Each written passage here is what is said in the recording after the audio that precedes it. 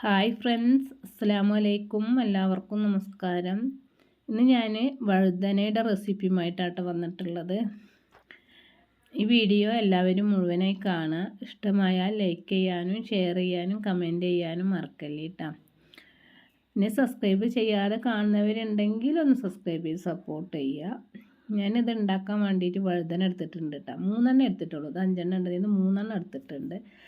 അത് ഇതുപോലെ വട്ടത്തിൽ മുറിച്ച് കുറച്ച് നേരം വെള്ളത്തിലിട്ട് വെച്ചതിന് ശേഷം ഞാൻ ഈ ഒരു കൊട്ടയിലേക്ക് ഊറ്റി വെച്ചതാട്ടോ.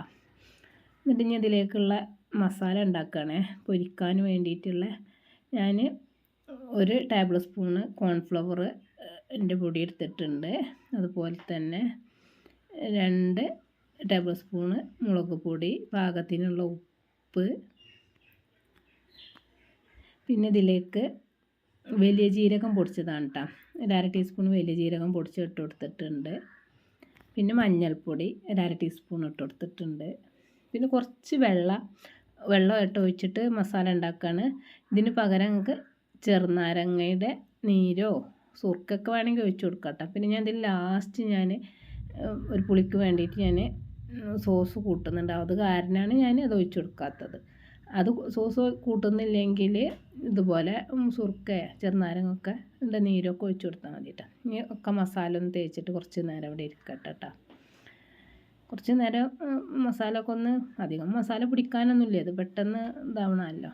പാത്രത്തുമ്മേ ഞാൻ അപ്പം മുടിച്ചിരുന്ന് അതിൻ്റെ മാവാണ് കേട്ടോ.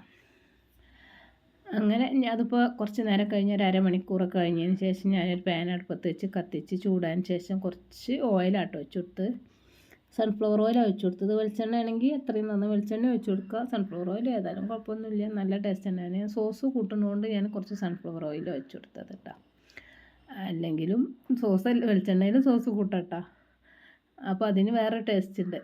അപ്പോൾ അങ്ങനെ ഞാൻ അതൊക്കെ ചൂടായിട്ട് ഞാൻ ഓരോ വഴുതന കഷ്ണം ഓയിലൊക്കെ ചൂടായതിന് ശേഷം ഓരോ വഴുതന കഷ്ണം അതുപോലെ ഒരു മീഡിയം തീയിലാക്കി പൊരിച്ചെടുക്കുകയാണ് കേട്ടോ. അപ്പോൾ ഒരു ഭാഗമൊക്കെ ആയി കരിയാതെ നോക്കുക. വേഗം കരിയും. അപ്പോൾ ഒരു മീഡിയം തീയിലാക്കി വെച്ചാൽ മതി കേട്ടോ. അങ്ങനെ മറിച്ചിട്ടിട്ട് 2 ഭാഗം അതുപോലെ പൊരിച്ചെടുക്കുക. പിന്നെ കുറച്ച് നേരം കൂടിയും കഴിഞ്ഞിട്ട് നമുക്ക് കോരിയെടുക്കാം കേട്ടോ. പിന്നെ ബാക്കിയുള്ളതും ഇതുപോലെ പൊരിച്ചെടുക്കാം കേട്ടോ. അപ്പോൾ ഇത് ആയിട്ടുണ്ട്. ഇനി അത് മാറ്റി 2 പാത്രത്തിലേക്ക് മാറ്റി കൊടുത്ത് ഇനി ബാക്കിയുള്ളതൊക്കെ പൊരിച്ചെടുക്കട്ടെ കേട്ടോ.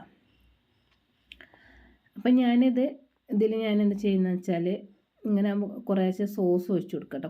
കുറേശ്ശെ ഒഴിച്ച് കൊടുത്താൽ മതി. അപ്പോൾ അതിൻ്റെ ഒരു പുളിയും കൂടി ആകുമ്പോൾ സോസിന് പുളിയും മധുരവും ഉപ്പൊക്കെ ചെല്ലുമ്പോൾ നല്ല ടേസ്റ്റല്ലേ, എരിവും. അപ്പോൾ ഇന്നത്തെ വീഡിയോ എത്ര ഉള്ളൂ കേട്ടോ. എന്നാൽ ശരി, എല്ലാവരോടും ബൈ. അസ്സലാമു അലൈക്കും.